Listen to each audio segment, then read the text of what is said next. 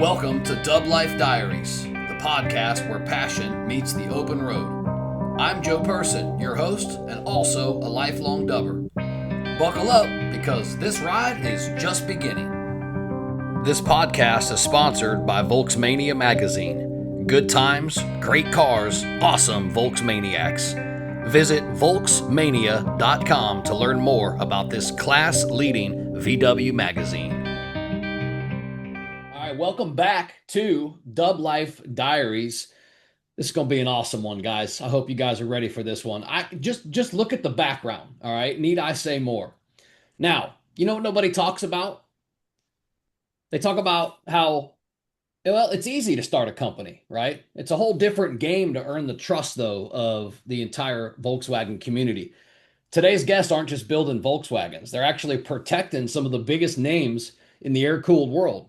One man took a leap of faith, walked away from a very successful electronics business, bet everything on restoring classic cars because, well, he couldn't really imagine doing anything else.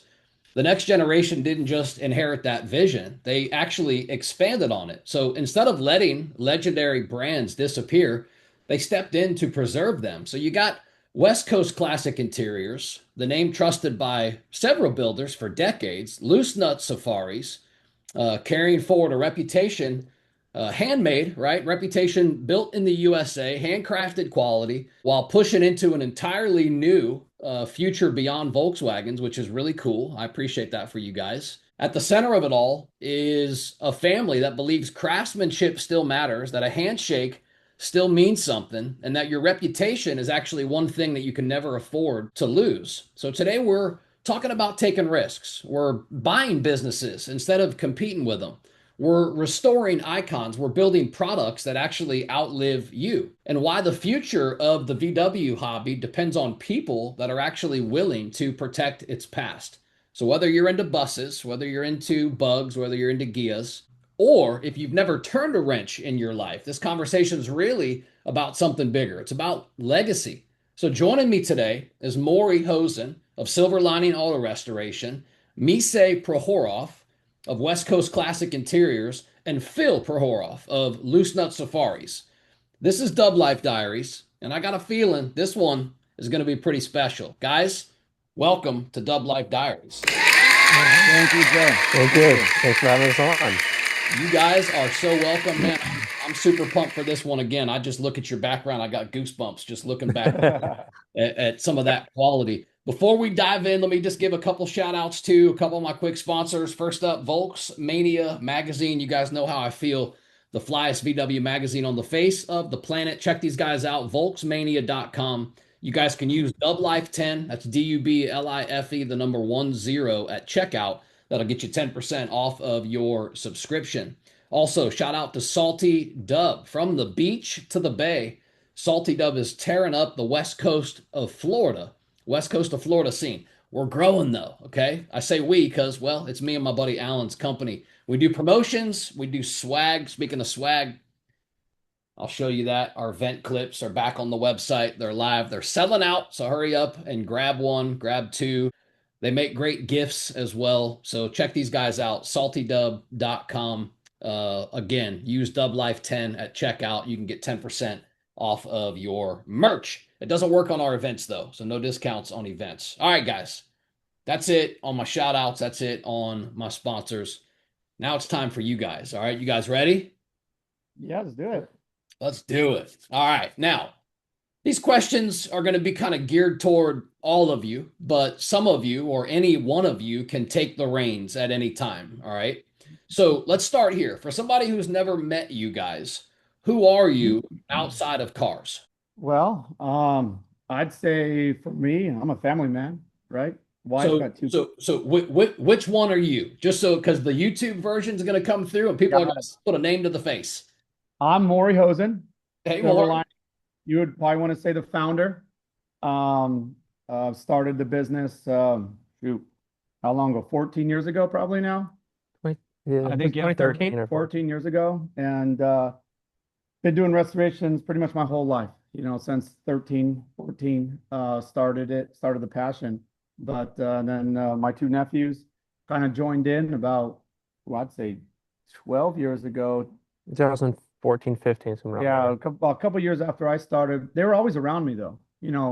I was doing all sorts of stuff, in my father's barn and his shop, and they were always around. They were 12-year-olds as well, saying, "What are you doing? What are you doing, Uncle? Why are you doing that? Why are you standing there like that? What are you doing?" So, Wow. they just were kind of always around, Mhm. and just stayed that way for the years as I kept going, and then. Oh, I don't know, about 6 years ago, they bought into the business as well, so they have part ownership. And since then, we have acquired two businesses with West Coast and Loose Nuts. So cool. And that's how our paths connected.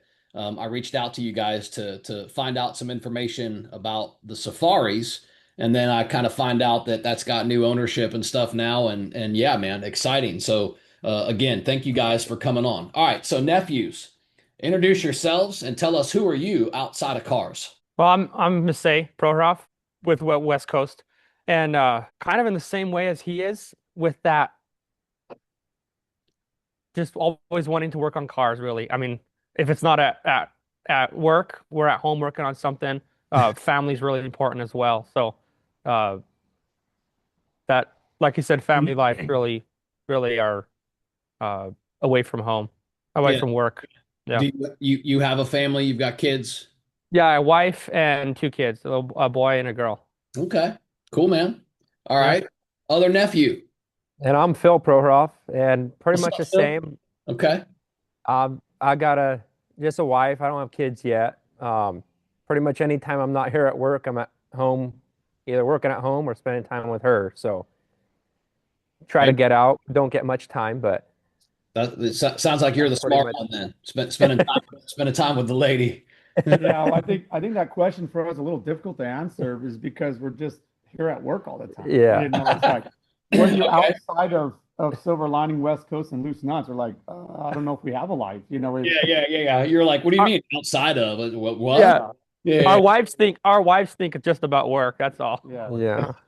So let me ask this question then. This can be geared toward all three of you. At what point did you guys realize, for all of you, probably different times in your lives, that this isn't really just a hobby anymore? This is something I'm gonna, turn into a business and turn into my life. Yeah, I think, that started probably with me again. I think, you know, um, being at a young age, father getting, giving that card to me at that young 13 years old and telling me, hey, if you want to drive at 16, you better get started.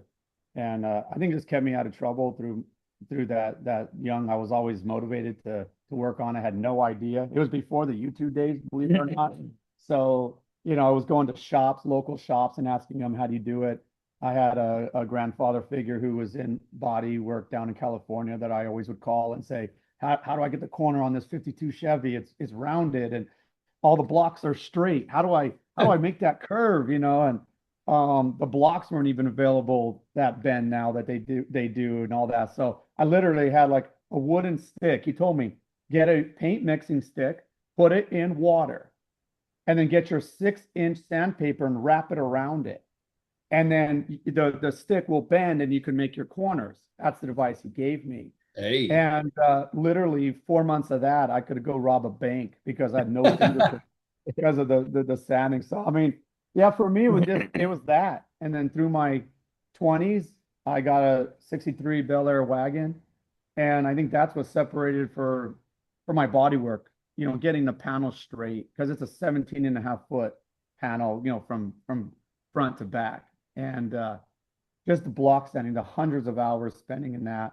And then going through the 20s, doing all sorts of different cars, even, newer cars, doing salvage title cars, getting a panel, replacing it, a rear section, replacing it, and then kind of just one day working and decided, man, I want to go do something on my own, and I want to build a business. And I know this. I built up a lot of tools, had a lot of tools from over the years of working. I said, why not? Let's try it. And the idea was born, and went down to the state and started the corporation. And here we are 14 years later talking about it. Awesome, man. Awesome. How about you guys? Nephews. When did you realize this ain't gonna be a hobby for me? I'm all in, and this is gonna be my life. For me, I mean, since as far back as I remember, we're into cars. Probably when I started working, I'd say, I can't remember exactly. I think it was around 14, 15 when I started working. I got started working for him in the metal shop, and I just loved it. And I was like, that's what I want to do. The metal work part, I love that part. I just wanted a welder in my hand all the time and be welding stuff. And That's it so was so fun fixing the rust and taking these old cars and putting them back together. It was somewhere around that, 2016. I would have been 16, 15, 16, somewhere around that time. That's what I want to do. okay. All right. And how about you? I was actually working at another place I was in like a production area Okay. uh with metal fab little making we're making parts. And then he came to me one day, he's like, "You want to come work on cars?" I'm like, "Heck yeah, let's do it." And we've kind of always been with him, and it was an opportunity to get to come in and work was started part-time. Uh and then it escalated really quickly into that, and at that point then it wasn't a hobby working at home working on cars. It was actually working at work now, and it was uh like him with the welder. He wanted to start me with a paint gun, so that was where I wanted to come in, was to paint. I thought that was the coolest thing ever, is to put color on cars. So that's where that went. Awesome, man. So, you guys are in deep, right? You guys got some iconic names, some iconic brands.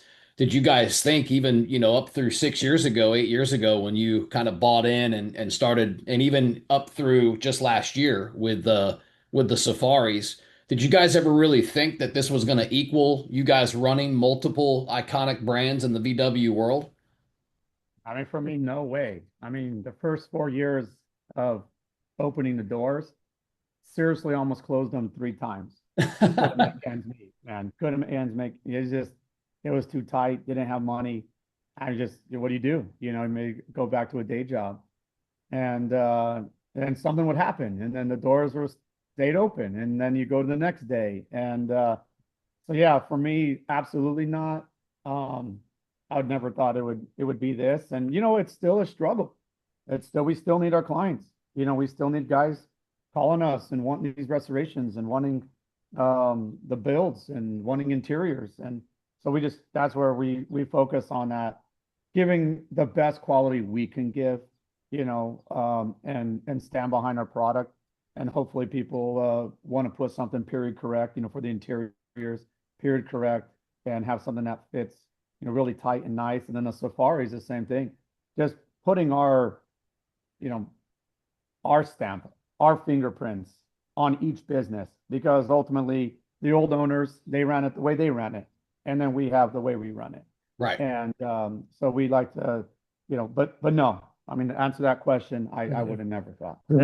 Yeah, never for me either. I mean, I just thought I'd be just in the shop all the time and just It kind fixing rust. kind of makes you want to wish you still are sometimes. Sometimes, yeah. So I'm interested to hear what's like a family gathering or family dinners like for you guys when everybody in the room is just absolutely obsessed by classic cars, Volkswagens even specifically.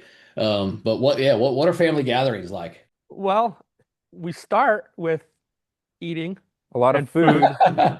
and then if there's Our food. yeah, I think the second there's a moment of silence, all of our wives cringe because they know we're going straight to work. And then we start talking about work, and they just they just shrug their shoulders They usually disappear at some point, and they're just kind of bored with it. But yeah, we try, we try to keep family time, Yeah. and but it's difficult. So Yeah. Out of you guys, who's the perfectionist? I'd say all of us. We all have our own area that we're OCD on. Okay. We all have we can't say one is more than the other Okay. because yeah. yeah, and that's the I guess our strong point in that is every area we have someone, one of the three of us are really focused on making sure it's right. So, yeah, it's kind of hard to pinpoint one person specifically. Who's the risk taker? Morrie. All He right. takes the risks and then talks us into, going along with it. So We're the ones that are taking the he's the risk too. salesman too, then, huh? Yeah. Who gets blamed when things go sideways? I mean, Moisei. Yeah, that'd be me. Yeah. All right. Well, silver lining has been kind of the staple. It's the longest business that you guys have kind of, been involved with or started, 14, 15 years ago. So let's touch on that one first. Let's get a little bit of backstory on silver lining if we can. Take us back to, I guess, what'd you say? How old were you when your dad handed you that Chevy truck? You say you were 15, 16 years Yeah, old? I was actually 13. I was actually 13. Okay. And so it was a very basic, I didn't know anything. Quite honestly, I was scared to weld. I didn't know you could actually weld. There was a little bit of rust on the floorboard. And I asked my father, I was like, I don't know what to do. There's a little rust here. And he's like, I don't know either. I don't weld on cars. And he's like, I've done fiberglass before. You want to maybe fiberglass? I'm like, sure, let's fiberglass it. And so the whole build, I look back on it and it wasn't great, but it was my first and I was young. And my parents were just pulling my leg. Wasn't going to drive that car. I got a normal car. Finished it at 17. And but it just got me into that. It was fascinating to me. And then as the years went on, like I said, the 63 Bel Air, I got that one. And then a few people started hearing about me. I got a few little jobs on the side. I did another 1950 Chevy pickup. I did that. And then in my 20s, it was a lot of salvage tiger cars. Okay. And I got into Priuses just on the side, side gig for myself. And I just literally be cutting the back halves off and welding them together. And I would be transparent, and I would show all the pictures of the process. And when I put them online for sale, people were buying with confidence because I wasn't hiding nothing. Right. They saw that there was no motor damage, no transmission issues, no electric problems. It was just cosmetic, and that's what I was wanting to fix. It's just cosmetic. Right on. And then that just kind of kept going, and then the thought was born. I knew how to do it. I thought I knew how to do it. You had an idea. You had an idea, Yeah. but you're always learning. And so when that idea came, I just kind of thought to myself, I'm doing this.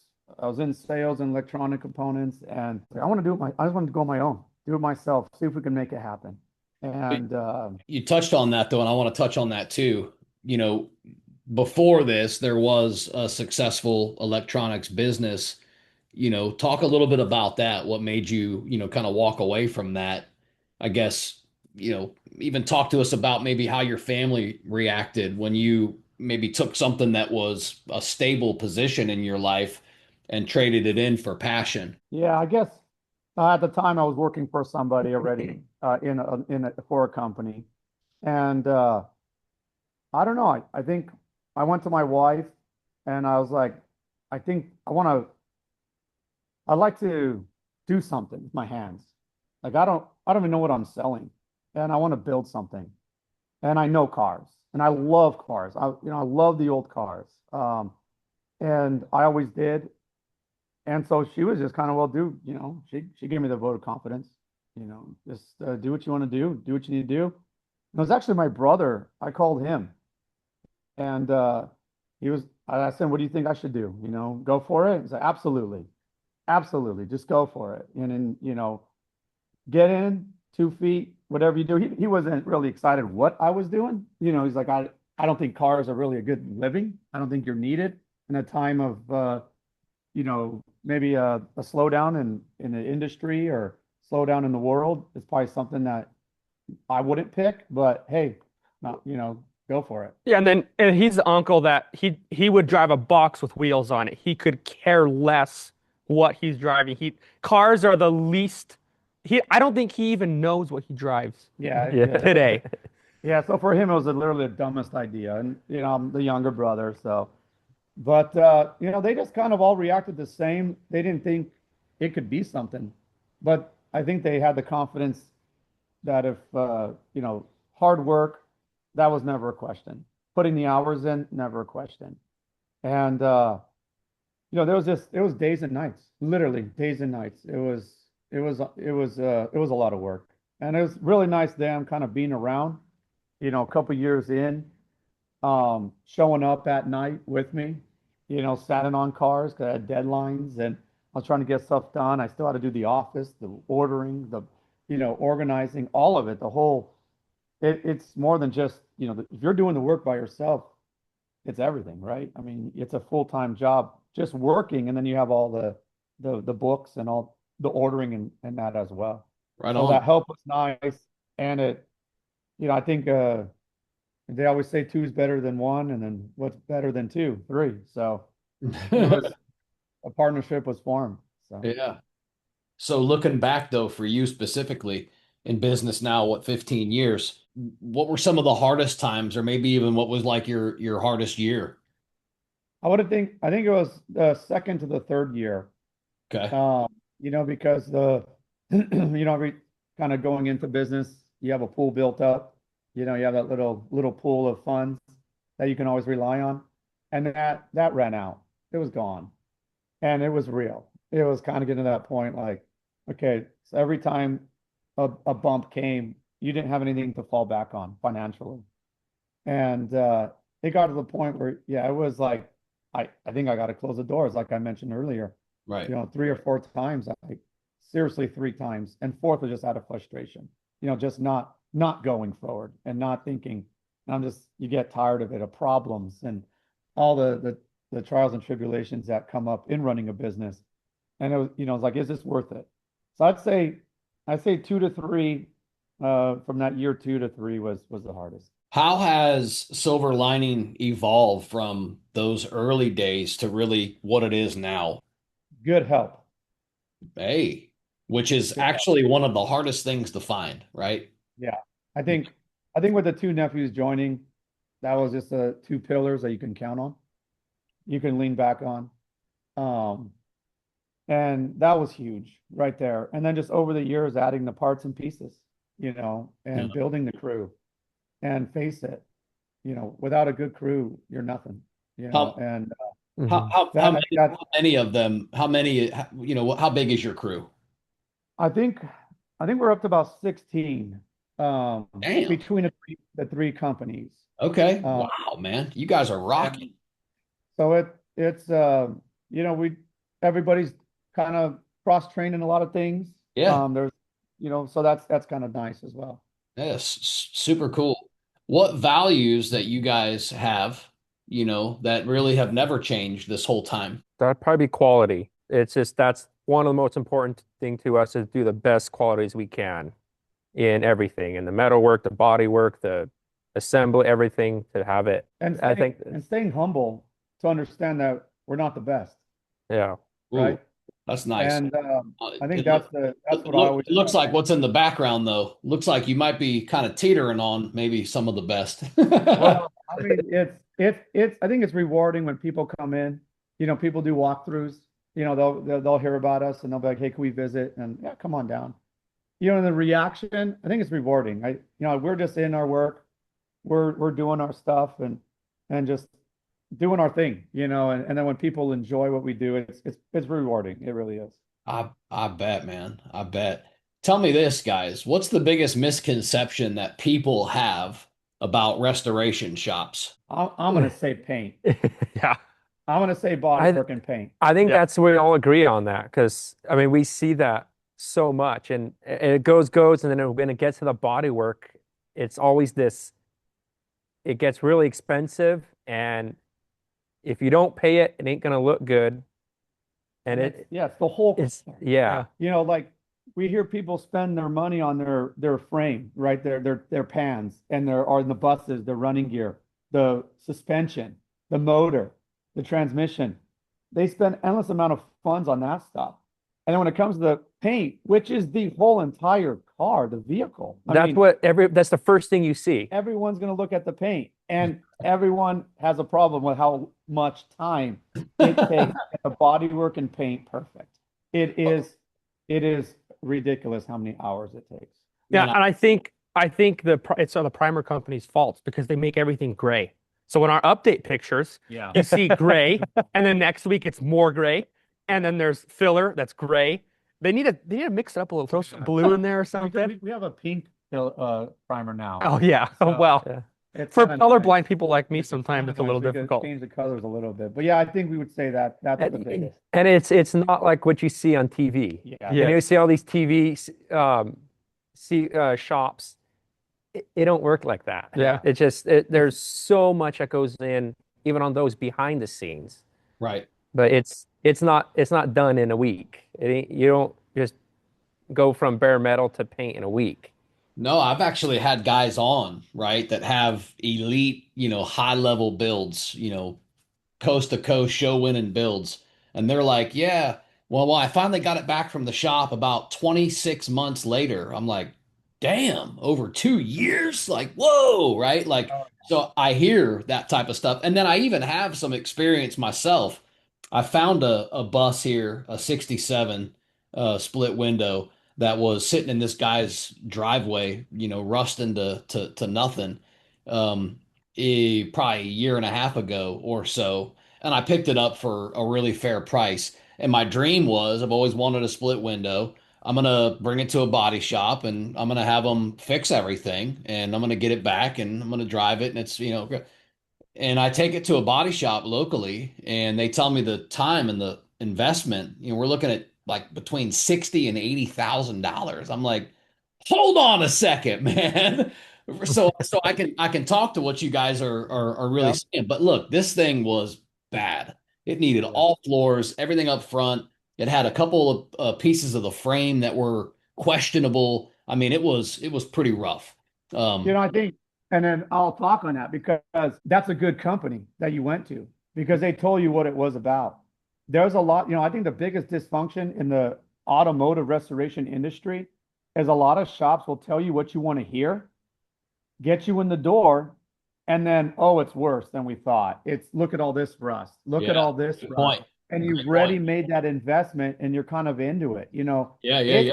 a lot of work. And I learned. sometimes the honest truth is it's hard to hear, but when you spread it over a couple years, or even we have builds that went 6 years, and it's a slow process. Not everyone could afford it. We get it. I can't, so it's we just try to help out in that way. Well, that's what they say. Perfection takes time. And, Yeah. clearly what's going on behind you guys back there, clearly you guys are also doing it right. So that's pretty awesome.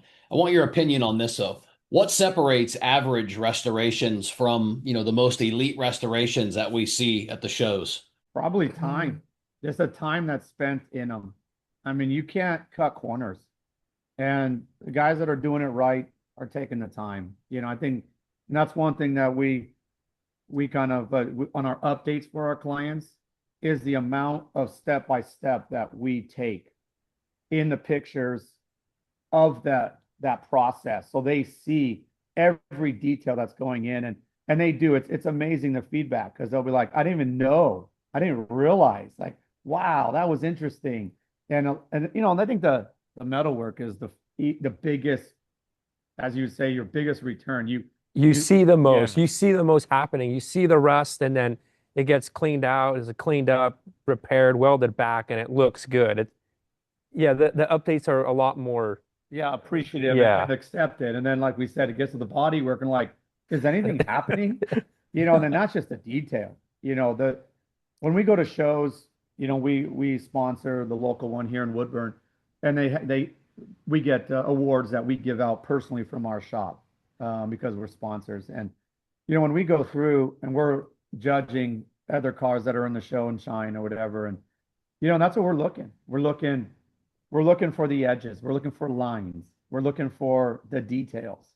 And when you see it done, you just know the time that was spent. So to answer your question, time is the difference. To the nephews, tell me what stands out. Growing up around Morrie, what lessons kind of stuck with you guys before you even realized they were lessons? I would say don't be afraid to just get in and do something and figure it out. Kind of when I started, I was working from a little bit already, and I knew I wanted to do the metal work. And he just there was a bus sitting outside, and he gave me some metal, and he's like, cut the floor out, cut out there's like the outriggers, the top, like take the floor off the top hats, and the long panel. There's like that lower section you cut out to replace, and he just threw me the parts and to do it.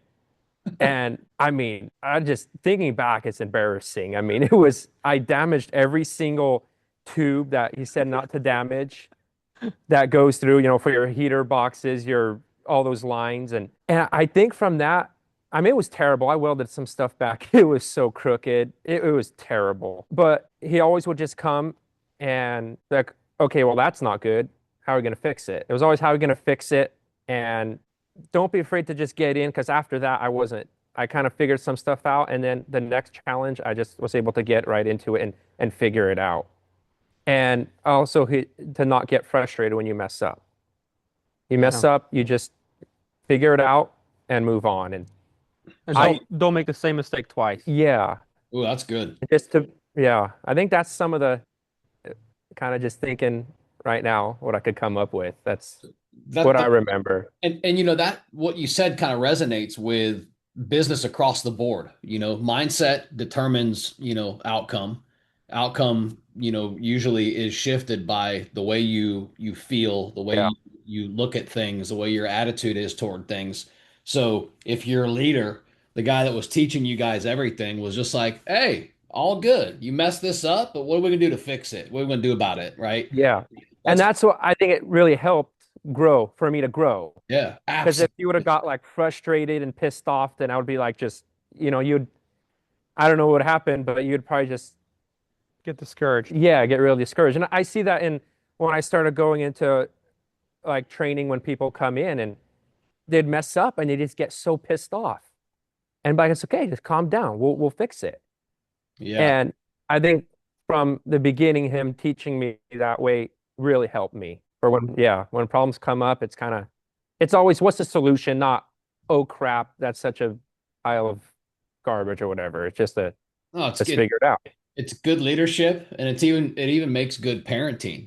I tell my kids all the time, don't bring me a problem. Come to me with a solution, and let's work it out. Let's talk about it and let's figure it out. I try to not manage through an iron fist or manage through anger. Yeah.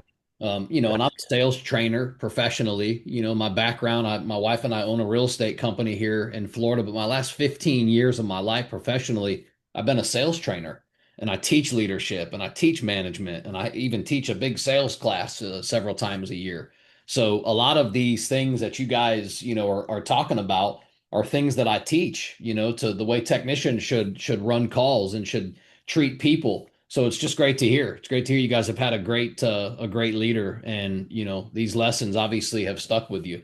Let's talk Well, maybe about. when we're done, we'll hit you back up for some advice on some sales and how to. Hey man, happy to help there. Happy to help there.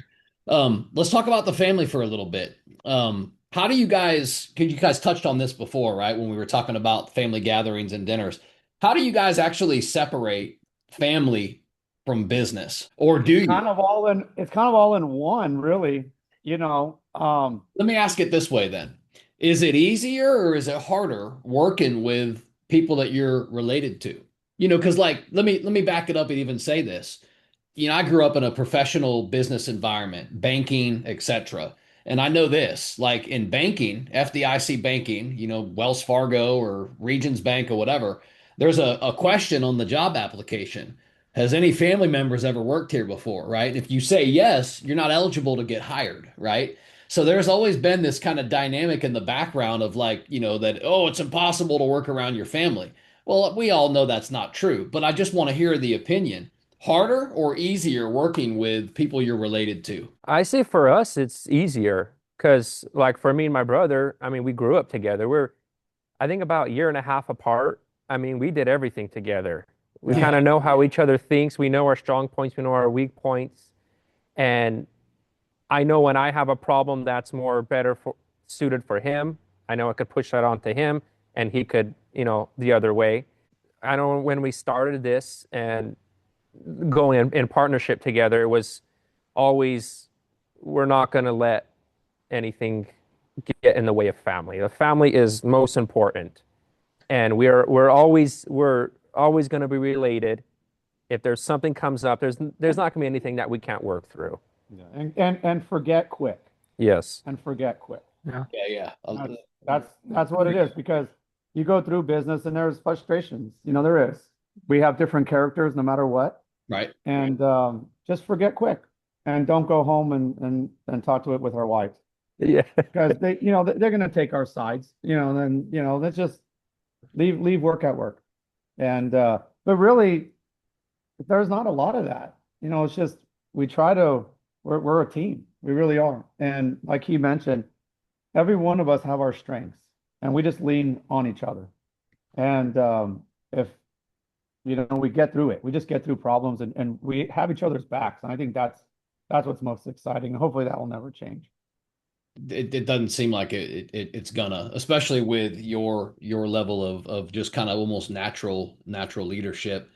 How do you guys protect your relationships though when money's involved? Because you hear this a lot, right? Like usually money is what gets in the way of a lot of families working together, regardless of its, nephew or brothers or whoever. How do you guys maybe even intentionally protect your relationships when money is involved like this? I would say the same way. I mean, we're all in it for the same end goal, and we just want to get ahead in life, get ahead in business, get ahead for our families, and if he wins, we win. If Phil wins, we win. Which it always. Yeah, we're in it together. Yeah. If things go bad, we're all in a bad spot. Yeah. It, So if we were to pick each other on money, and he gets more and he gets more, and it's woe is me, that does no good for anybody. So No. it really is not. I don't think there's an issue there. And he touched on family. For me, the future is more important than anything. I'm definitely, hopefully, I'm going to go first, right? And then the legacy will continue. And I got 11-year-old son. He has what is he? 3. 3. So we have family. We have now the next generation. We're wanting to prime, and they could come into the business. There's hopefully it's still around. We can keep moving forward, and then they have opportunity. And I think with multiple businesses, there's different opportunities for each person, and it also keeps us a little separated as well, because each person's kind of in their area. Yeah. And we just all know what we need to do already, and we just need to do it, and we just get it done. I like it, man. You guys all have level heads, good attitudes about growth and about each other, and it really sounds like almost a refreshing dynamic. Let's dive into West Coast for a couple minutes if we can. So let's talk first about the opportunity in itself. Describe maybe how this opportunity came to acquire West Coast Classic Interiors.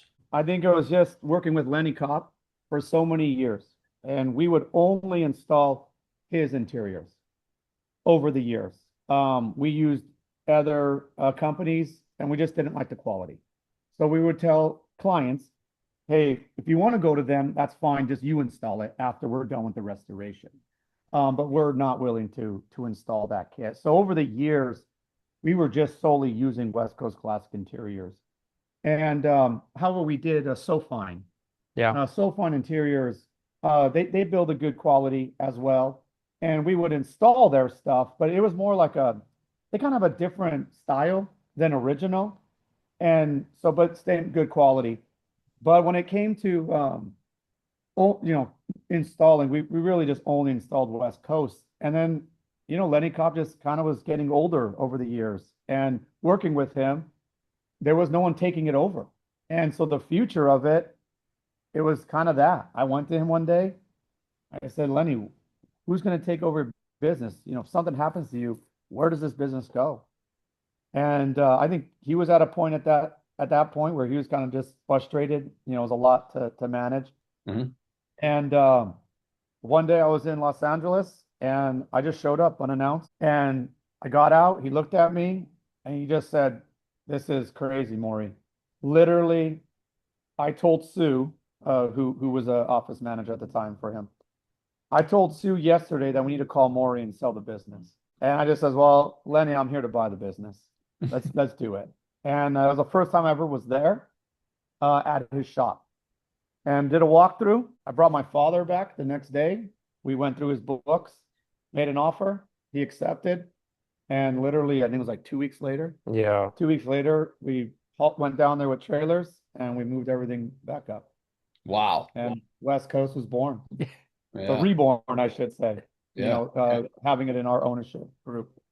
So looking back at, I guess maybe the legacy or what he built, what did Lenny build that made the brand truly legendary? I would think it was just the quality and the correct materials are the best possible. Since we took it over, there's been a lot of changes, but for me, it was a good quality product, and it was period correct. Which when all of our restorations at the time was a very period correct desire for all of our clients. So I think just with that, we naturally went to him for his interiors, and they were just the best that we found. What now separates your kits from competitors' kits? I think it'd be the same focus on originality. We're not, like you mentioned, so fine. We talk. I mean, I just talked to them last week. We all have our own lane in a way. They work on a lot more custom stuff, and we work on a period correct. So our focus is on as period correct as we can. We're always looking for closer and closer materials, getting original panels, taking them apart, looking at the back of the pocket, the back of certain areas, just to get a little more closer to original. And I think that to add on to what he's saying right now, day one we had a CNC machine waiting for the business, where Lenny would cut everything out by hand. Okay. So the fitment we used it all the time, and it wasn't perfect, and we always were trimming. And so we had a CNC wedding. So everything was in CNC cut, all the panels. And we were constantly making adjustments by computer who doesn't make a mistake. Right. And that was a big add on. Yeah, right away. Right away. Yeah. And then, you got to talk about the 58 and 59s because that's kind of cool. Yeah. Yeah, we have 58 and 59 Beetles were the first year that the door panels were heat seamed. They were pressed as opposed to stitched. Okay. And so that was I think a 4-year project we took on. Yeah. We had aluminum die plates made and with all the correct dimensions and thicknesses and widths and everything to make that pressing. So we have our flat panels now that we press the correct pressing into for those years and then up to 64. 58, 59 are a 1-year only pattern, and then from 60 to 64 is another year with different size lines. Yeah, and those are the year where the seats are they're pleated still. Yeah. And the panels are heat seamed. And then after 59, everything's heat seamed. So the seats are heat seamed. And I think there's a few suppliers out there. The heat seam goes all the way to the edge to the piping. Well, we try to get it 2.5 inches or whatever it is to get it period correct. So Yeah. again, one-offs. We are stamping one, not a whole roll, and just using all the way to the end. So just those details, trying our best. Again, Joe, everybody has something to say about everybody, and we just do our best. With the material, colors, we're just doing the best that we can. And we just hope people at least appreciate that. Yeah, no, something I appreciate about what you guys just said a second ago was, that kind of you guys, everybody kind of has their own lane inside of what you guys are doing. And I almost kind of relate that to my background and what I've been doing last 15 years, which is, coaching contractors, HVAC, plumbing, electrical companies on, performance and, creating a better brand, creating a legacy inside of craftsmanship for what they do. Obviously, in a similar thing, right? Working with their hands. But it's interesting because I teach them all the time that your competition is not your enemy. They're actually your close friends. There's enough to go around. So we don't badger our competitor. We don't talk shit about them. We don't there's no sense in doing that because it only makes you look bad, right? It looks worse. Exactly. Yeah. 100%. And you already heard us talk about So So fine. So fine. You Yeah. know, we have no problem with so fine. Yeah. They bring That's great why I brought stuff, this up. and Yeah. Yeah. that's fine. There's tons of companies out there that make good stuff, and we'll Right. install There's it. enough to You go know, around. That's my and point. that's what the cool thing with West Coast is we do installs as well. So say a guy wants to have a TMI interior, a SoFine interior, a custom interior, anything, we'll put it in for them. You know, if they really want the headliner done, you know, we'll go through that. But we would advise them, hey, our opinion would be this about this company, and this is just our opinion and our experience and what happens, the length of how it holds up, and this is why we would say maybe steer from this company. But that's it, you know. But the Badger, there's no room for No. that. Yeah, and like there's reasons that like seat covers, for example, there's companies that make the seat covers fit a little bit bigger, so they're easier to install. We get customers that'll that'll get our interior in a box, right? And they'll try installing it, and they call us and say it doesn't fit, it's too tight. But that's how it was. That's how it originally was. So companies, as opposed to focusing on originality and trying to get it that way, they'll make them a little bit bigger so they're easier for everybody to install, as Mhm. opposed to, you need to put these out in the sun. You need to use steam. You need to heat these up. I mean, these wrapping these seats are pretty difficult. I mean, I remember the first one I did. yeah, it's Boy, not for the weak. it- That's for sure. Like sweating yeah, in a hot room, we heating had, up the seats in the middle of winter, yeah, we had a paint booth and and we had a bunch of gas heaters in there, and it was hot. It was, and that's what it takes sometimes to get And then those. the after it looks so good. yeah, I mean, it's just tight. There's no ripples. It just and Mm. it stretches yeah. over the years. So if you start with something loose, Yeah. it's gonna get looser. Right. So That's when you see those ripples in the yeah, seats. And yeah. yeah. Just 6 months in. Yeah, I feel you. I feel you. In a world that chases more speed sometimes, and even as a company, from a company standpoint, chases more profit. Why do you guys feel like you double down on craftsmanship? Yeah, just OCD. OCD. I Yeah, mean, that, you know, just being caring what you're building, I think. You Mm. know, when a bus is at a show, you know, we've had multiple times clients would take their bus to a show and people would walk up to and they tell us after, yeah, so somebody walked up, asked, is this a silver lining restoration? And they're like, yeah, it is. How do you know? You're like, you can just tell. It's just Oh, different. damn. And What a compliment. that means so much to the clients because they understood that it was done right if someone can recognize it. So I think just the passion for caring, you know, I I love think that that. would be it, you You know. know, well, very well said. And again, I hate to always, bring my my background into it, but it's just cool how they're so different and they also mesh.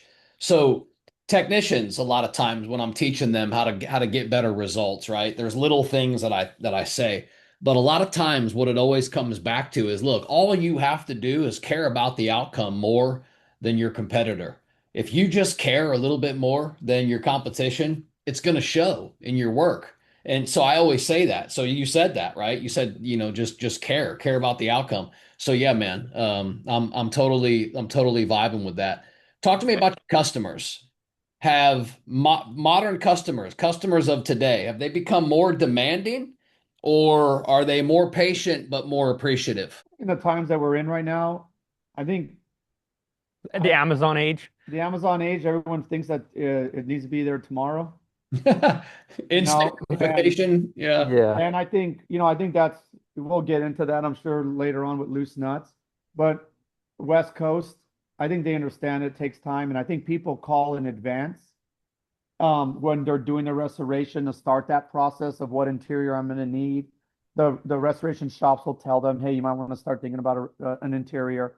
So they're a lot more acceptable, I would say. They Yeah, understand the lead time that it takes, that it may have. But loose nuts, no one wants to wait because they want it now for a show. It needs to be yesterday. And, you know, I think it's a mixture. The restorations, you know, same thing. I think things are getting a little tighter. So everyone wants to know where their funds are going, you know, why is it taking so long, things like that. Yeah. Good Um, point. but I think through a process and showing them what's going on and being transparent, letting them come here, walkthroughs, showing up. We've had great clients. We've been blessed. Yeah. I don't know what else to say it. Yeah. I know Yeah. personally how it feels to get pictures, to have something that you drop money on that, sometimes you sit, 2, 3, 4 weeks and you're like, I know he said it was going to take some time, you know what I mean? And I really don't want to text and like ask like for progress, but right, it starts kind of Wow. building up on you. Yeah. So you don't ask and you get pictures or you get progress or you get invited to come, tour the shop or whatever.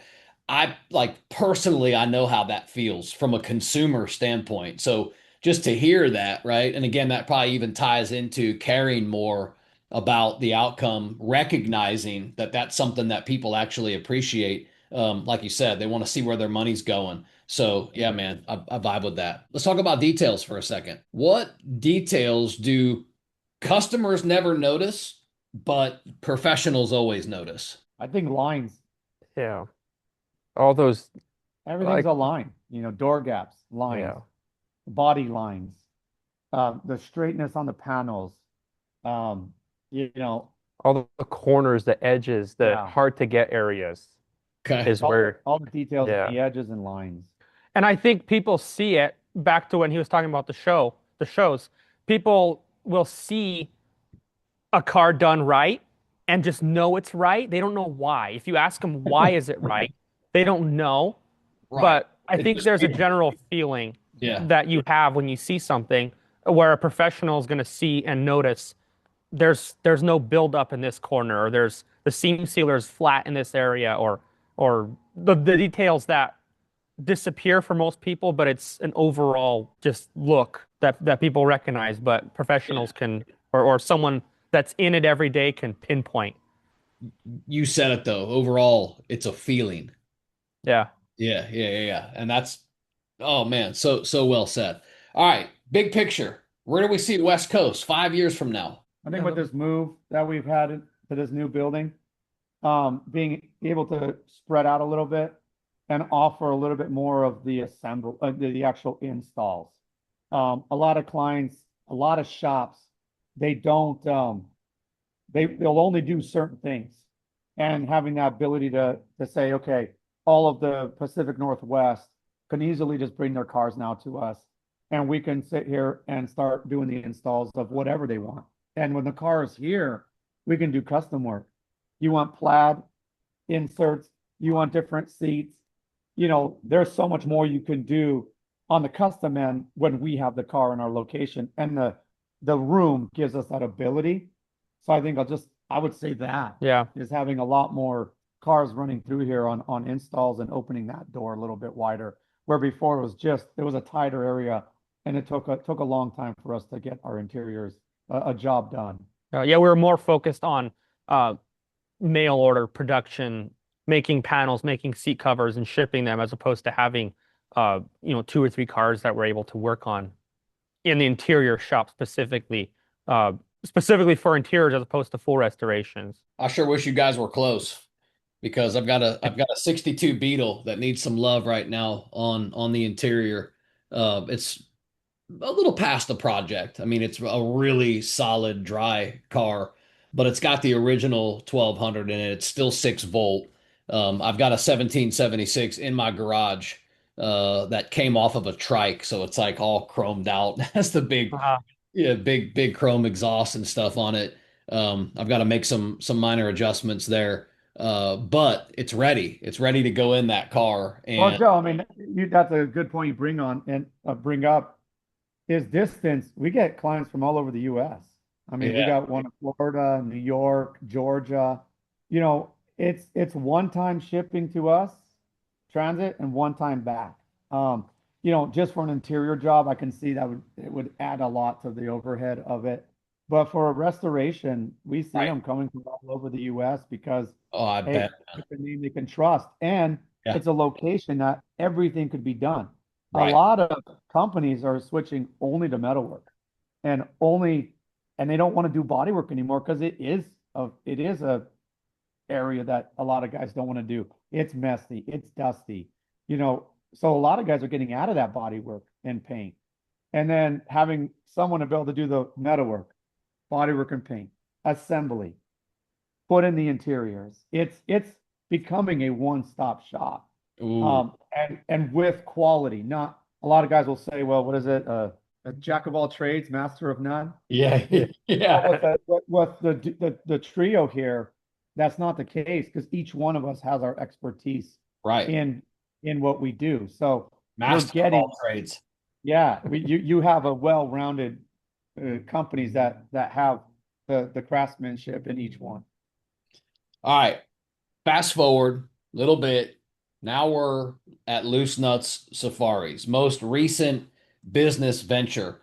Let's get into it. Let's talk a little bit about it. Let's teach the VW community about what's going on with Loose Nuts now. First things first, why the decision to rename it from VW Loose Nuts to Loose Nuts Safaris? That was because of Volkswagen VW. We didn't want the name VW in there for For trademark yeah. is one.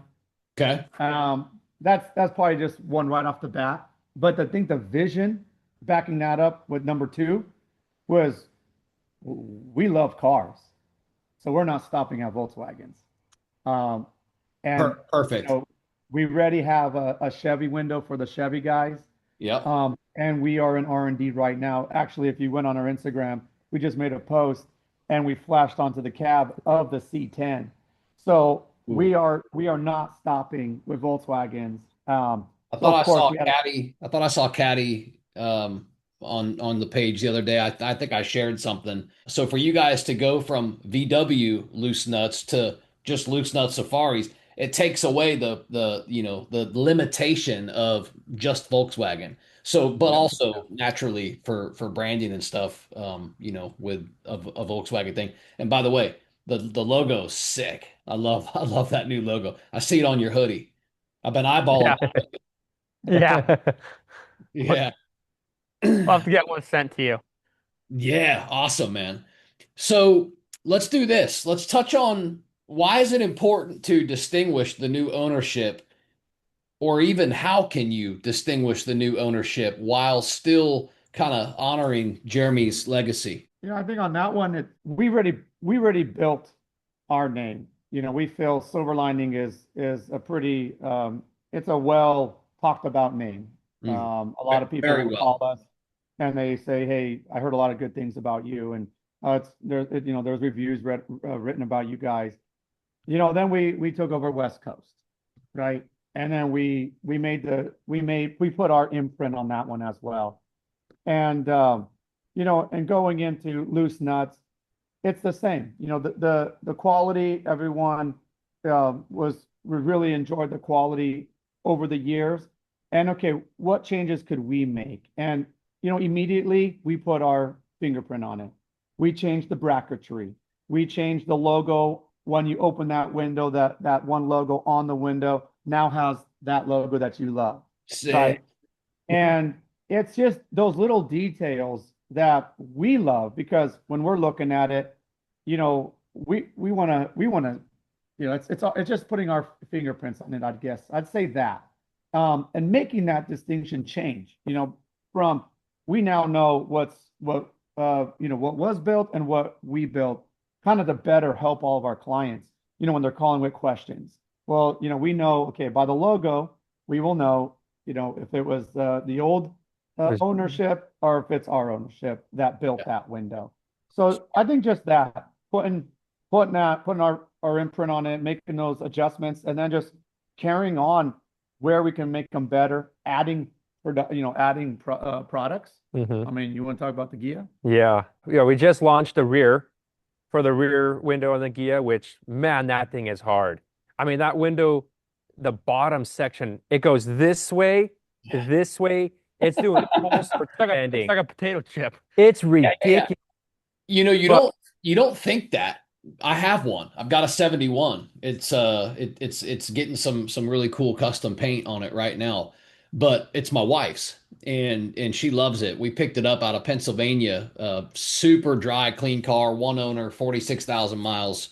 Really, really, really, really, really nice car. But man, I'm a Safari window guy. I'm down here in Florida. It's hotter than hell, especially in the summertime here. And I just got to find ways to get ventilation. The Gia doesn't have the windows that open that I can flip and demand all that draft. So you almost got to look for ways. But when I looked at your guys's, I guess invention, right? And I saw that this new Gia back window, when I looked at it opened, I'm like, damn, I didn't realize there was that much contour in that window. Yeah. I really didn't. So hats off to you guys. Pretty awesome. When's the windshield going to be coming out? That was actually, I was working on it this week. So it's Nice, man. really close. Yeah. Oh, cool. Okay. Um, Yeah, it's just figuring out the last little, how the brackets are and all that's going to work. But that's okay. always a challenge. Yeah. First challenge, you figure out how to make the bends and make the window fit and all the gapping around. And then the next challenge is making everything. We try to have it to where somebody that has a painted car can bolt everything in, Good. and weld. Oh, We prefer weld because it's stronger, of course. Um, so it's making everything fit where it has a good strong place to screw it on. Yeah, and those Gia pillars are real narrow. So Yeah. he was doing some pretzel work on some metal, trying to get it to fit well, look good, and still be structural. So it's not, a thin piece of metal barely on there with a couple of screws. right, Yeah. Yeah. right. And it's still a big window, so we're gonna see it. We don't have a Gia to put it on and drive around, so we're gonna see. It's a big window. We're definitely not telling people drive with the windows open, but cautiously, test the kit and see where it goes. Yeah, awesome, man. Let's go back up just a little bit though, because we're already kind of getting past the point. And sorry, my camera just it follows me. Let me stop. Shut that off. I want to go back to this though before we get past it and get a little bit more into what's coming. Why loose nuts anyway? Like, what made you even want to do this in the first place? What made loose nuts kind of maybe so respected that made you guys even interested to try to, I guess purchase this company? Did we mention we're risk takers? He Okay. comes to us, he goes, "We're going to buy a business." We are? Yeah, I think with West Coast classic interiors, there was having that of being a California company, moving it out of California, there was a lot of business with installs that we lost when we took it up to Oregon. Okay. A lot of California client base found other companies locally, right? So they didn't really follow the business right when we took it over. So when we were just kind of looking around, and it was kind of just organic, Jeremy came by our shop for the first time, and we started talking, and I just said, the boxes kind of checked. He was in the Pacific Northwest, not too far away, so still around where it was originated. Everyone in this area, they appreciated his quality, All right. what he built over the years. Mhm. And I was just kind of I told him, I said, and just knowing and hearing his desire to spend more time with his family, it was kind of just I threw it out there. And I just said, if you're ever interested in selling, we might want to sit down and talk. And I personally didn't think it was going to be as fast as it was. Um, he called back, I think a couple months later, and says, "Let's sit down, let's do this." Well, And it happened. big picture and looking at it, I've seen a lot of companies get acquired especially in the trades. And again, going back to what I know, but you see a lot of times when how excited I guess somebody can get when they know they're acquiring a company that truly has quality and has a reputation, a good reputation. So again, to hear that the follow-up was there and it happened faster, it's like you guys were probably excited, like, oh shit, like it's going down, like we're gonna do this, like wow, like it's really happening. So, and I see that even happen inside when guys I know have acquired, let's say, a plumbing company and they already own an HVAC sector, or they add electrical and they're already HVAC and plumbing. So now they're all home services combined. And the plumbing company that they, might inherit or might purchase has been in business 35 years and has this just unbelievable thousands of five-star reviews online, etc. It's like, oh my goodness, like we're striking gold type thing. So yeah, man, I dig it. But how much knowledge was actually personally handed down during this actual transition? Definitely the techniques on how things were built, and definitely the time spent um, kind of going through the processes of the windows and the different windows and how all the angles and all that. But very quickly, and I think Jeremy, he he was looking for, I think he was excited too because he already knew our background. He knew Oh, the craftsmanship. He knew that we already have a background and all that. So for him, he knew it was going into hands where it wasn't going to get worse. Like so there's no way. And yeah, um, both it sides. was quick. It was quick. I mean, we went through our first initial walkthrough and we started building frames with him. And again, more Moisei's background in parts and CNC and what he can do with bracketry and design on that. He was just, I mean, we remember coming home the first time we went through the walkthrough and everyone was just already giving their ideas of all the little details that we were going to change cosmetically, right? Right. And he was like, the rear window, he built it completely different. And Phil was like, "Oh, I'm shaking. I think I could do it." And Mercedes like, "Yep, we already have that process." So, the rear window, we didn't even build it the way he built them. We completely do it a different way. And so there was all the techniques passed on, but and then him coming down a few times, checking, kind of giving us that confidence of, yeah, you guys, this is great. This is all being done and and more so. And so during that process, it was, you know, months, and now, we're doing it. And we're designing windows that were never designed before. Yeah. Awesome. Definitely have our little pile. I have my little wall of my first windows that are uh, won't fit and little problems here, but yeah, it was pretty quick. And since, the past 3 months, I would say, past 2 months, we've been retooling. So all the dies, all the tooling that we've been using, we're remaking, just trying to help us in that last final finesse. So we just take less time because, as you know, the business was built with him hand fitting, hand creating every window, and that's still done.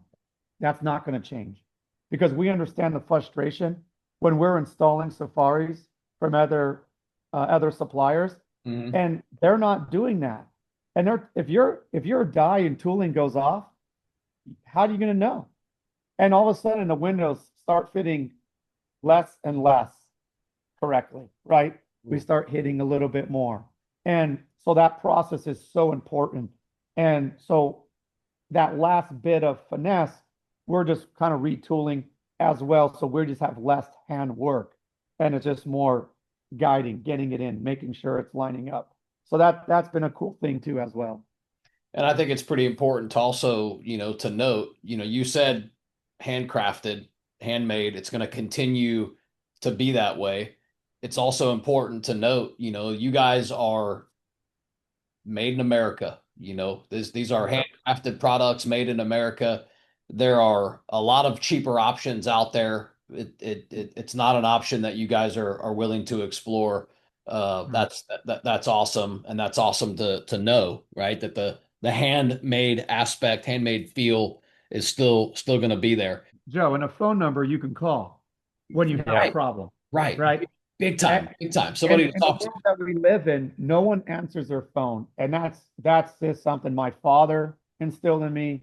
You have a business, you answer that phone. Yeah. Yeah, man, And people are counting on you. Yeah, they are. And yeah. that's something, again, just a reminder, made in America, and we answer our phone. Yeah, thank you for pointing that out. So, funny story. I'm a real estate agent. My wife's a real estate broker. We own a brokerage here. And a lot of times people ask us about levels of success that we have and why. And it's funny. I always say this to people when they ask me, "Damn, man, how are you guys so busy?" I always look at them and go, "Because I answer my phone." Because it's like an ongoing thing in our industry. Like you call agents, you're outside of a house, there's an issue with a key, you can't get in. You call an agent, their number's on the sign, it's their cell phone, and they don't answer. And you text them and they don't respond. And you're like, dude, what are you doing? Are you running a business or not? So Yeah. yeah, Yeah. I value the heck out of that. I value the heck out of that. But and then you look on the other end of that, and um, so when we try to take a day with our wives, Oh, yeah. and that phone rings, guess what That's happens? I know So because we that. answer it. yeah, I know that feeling too, right? It's like, but you yeah, know, yeah, baby, it's part of it. I'm hearing you. Just give me 1 second. Yeah. Yeah. I totally understand that. But again, right? It's not easy to build a legacy. And, usually it's not even really, there's not even a realization that it's happening until it's much far past that it's already done. I There's a don't lot know. of I wanted to point sacrifice. that out because you keep saying the legacy and legacy, and this whole time I'm like, well, we're just three guys from Silverton, Oregon. When we have a couple businesses, I don't know how to answer the legacy and all that. You know, it's different when you think about it and you reflect on. You're like, I guess we do a lot. You know, I guess it is kind of cool, Yeah, but you man. know, Yeah, at the end of dude. the day, you don't really think about it. You know, you're just trying to do the best you can. Yeah, I appreciate that. I really do. Let's talk about though expanding beyond Volkswagen into other makes, other models. What's the future look like there? What opportunities, I guess, does this create for you guys moving forward? I mean, like he touched on earlier, we got we have the Chevys that Jeremy's ready. He's been building for a while for this 47, 47 to 55 Chevy truck rear window. Hmm. And then like we're doing the C10 right now. And I mean, Yeah, sky's I, the limit. I would love a Safari in every car that could take one. Yeah. I mean, Because it that's just my adds so vision. much. Me It's too. just different. And Because I'm here in Florida and it's hot as hell here. Yeah. yeah. And they look cool. It's a different look. I mean, it's Super when cool. it's at a show or when you're just driving and it just popped open a little bit, or I It, love rear windows when they're open. I it's one just of think my that favorite looks, looks. It's to me, it's yeah. not the trend. It's like it's a whole lifestyle to me. It's not just Yeah. something that's a fad. I feel Yeah. like Coming with that wind, you every know, that car wind should be blowing in your safaried face. out. Yeah. Yeah. And we know other people have that vision because the emails and calls I get, hey, can They you do. do it for a suburban, Yeah. a metro van? And people have that thought because they see the VWs that have that and they say, oh, that would be cool if Yeah. my car could have that Well, in the early Yeah. 40s, they had some of in the those front. trucks had the windows that We opened 4 inches. we had a Model A here. Yeah. That Yeah, had, that had Model it A as well, opened yeah. yeah. those in the 30s. They So were on it's, to something back then. Yeah. and they just stopped it. So we just gotta now continue it and we're gonna bring it back. So, talking on continuing, tell me, how do you guys scale production over time without sacrificing on quality? What do we keep alive?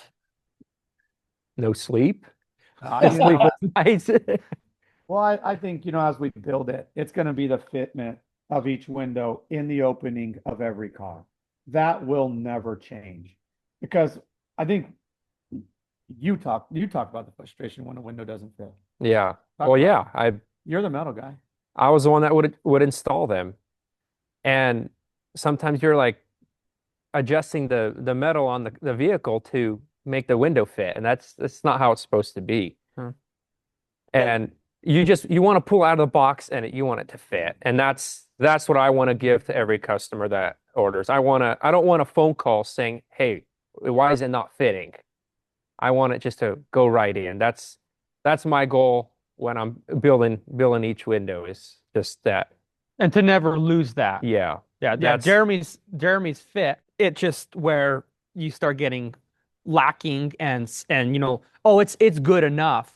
That's where when you start or the dies start wearing out, yeah. or always to keep an eye and attention and focus on making sure they continue to fit and Yeah. not get worse and worse and worse as the time goes And along. that's what he always said, handcraft. And he was big on that. And, you know, without even being said, it's an easy continuation. We're just going to hand fit every single window and adjust where we need. And if we need, make new tooling.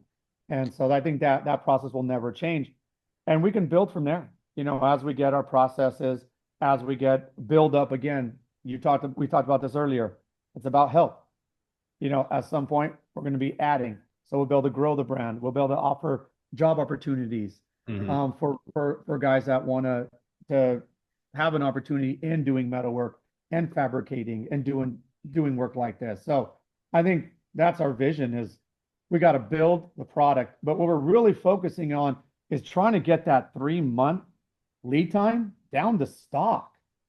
Yeah. And we just want to say thank you for all the outpour of business we've been getting and the trust that people understand that, hey, this is under new ownership, but the reviews, guys are installing, it's getting out there, and the orders just keep on coming, and we appreciate that.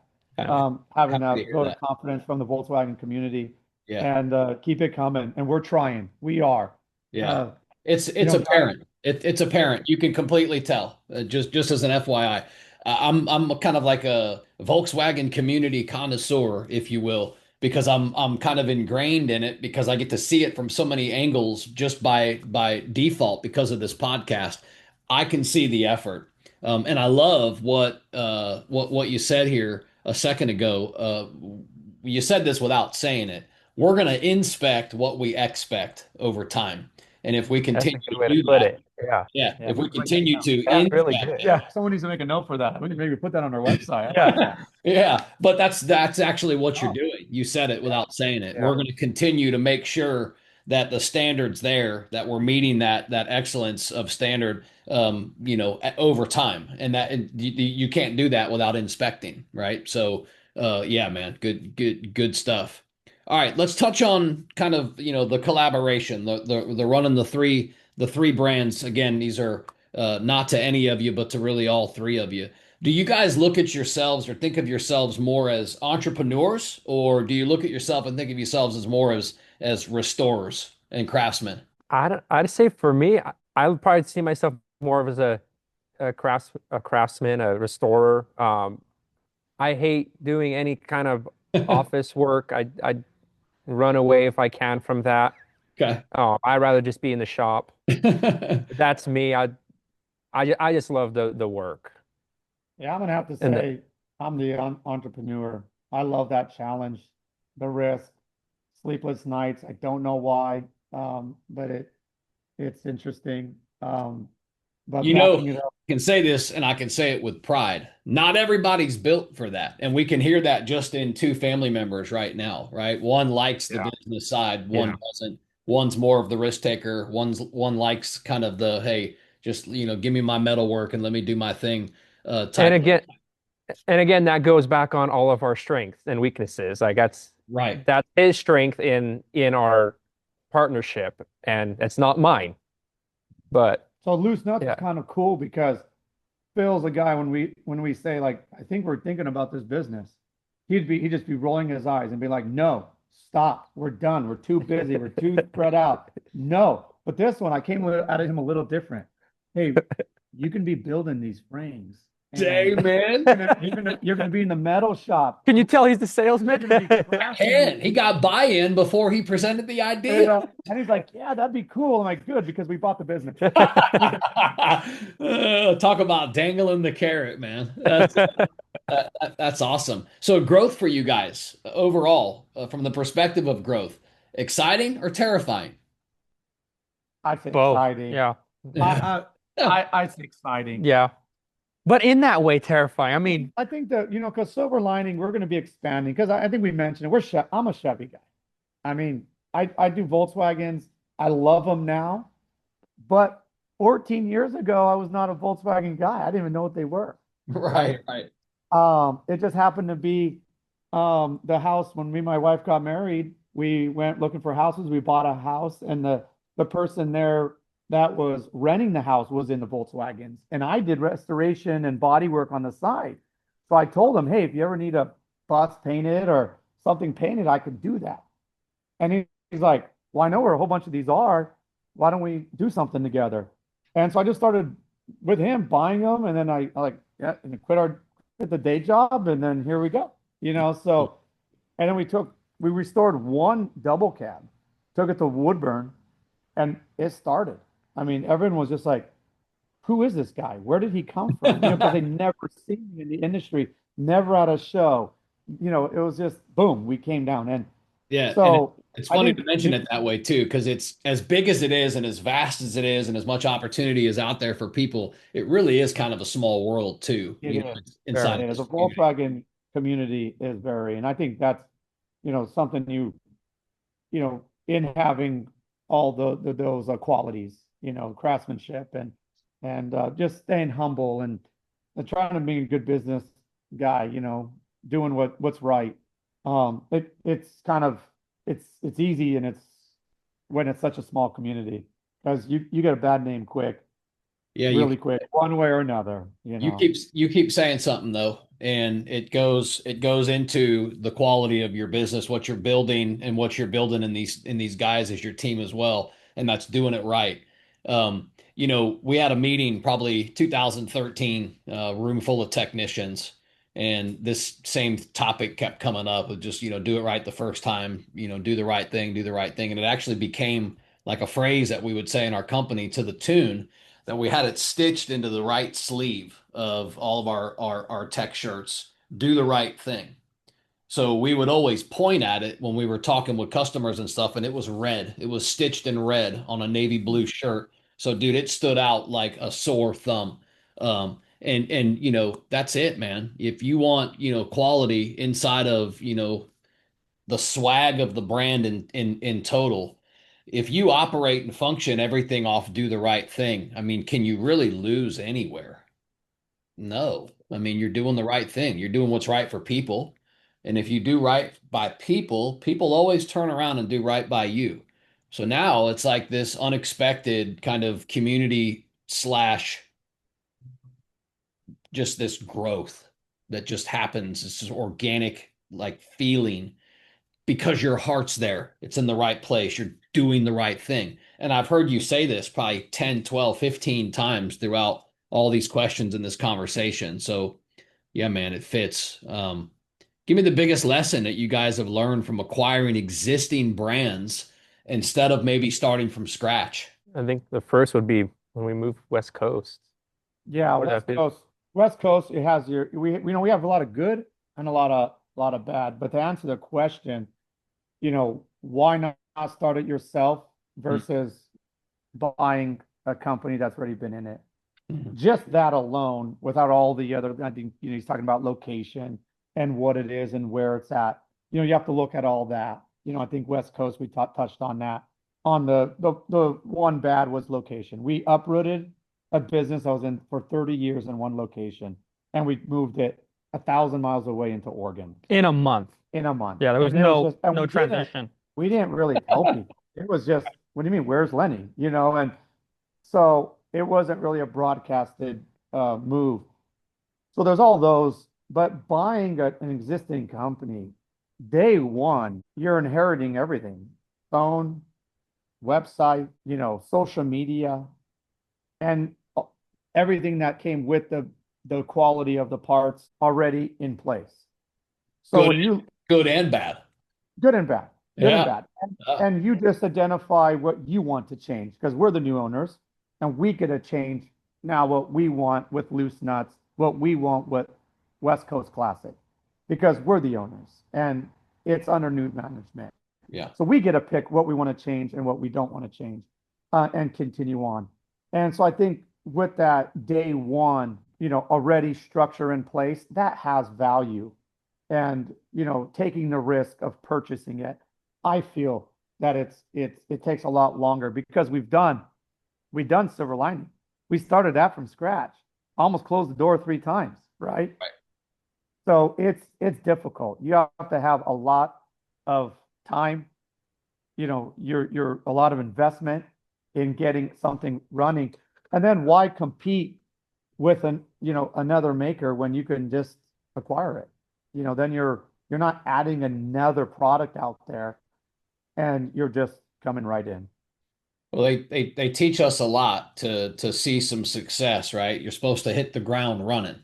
It's like a bumper sticker, right? Hit the ground running. that's what you do when you buy a brand that's already Yeah, set up and already going. You hit the ground running, and then you get to, as a success in your own right already. Now you get to put your personal spin and your touch on things to make it even better. And it's not to say that it wasn't absolutely fantastic already, yeah, yeah.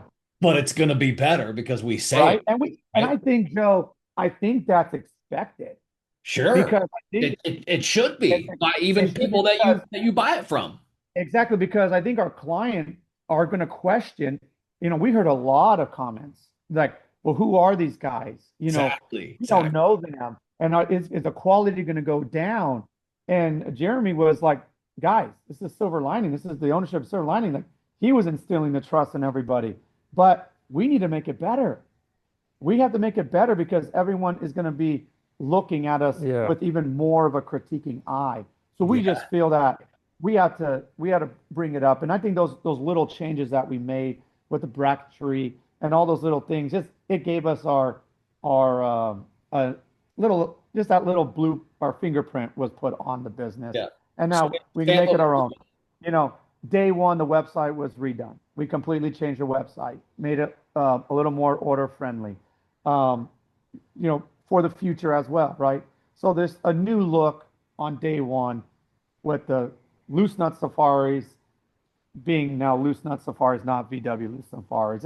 All these little, just tiny changes, yeah. but having that quality and then now bettering. And we're excited to talk about it.